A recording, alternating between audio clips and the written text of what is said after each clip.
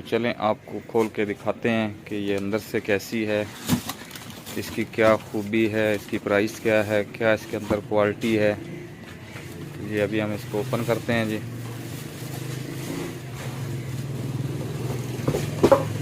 तो ये देखिए हमारी सिलाई मशीन की अनबॉक्सिंग हो चुकी है जी।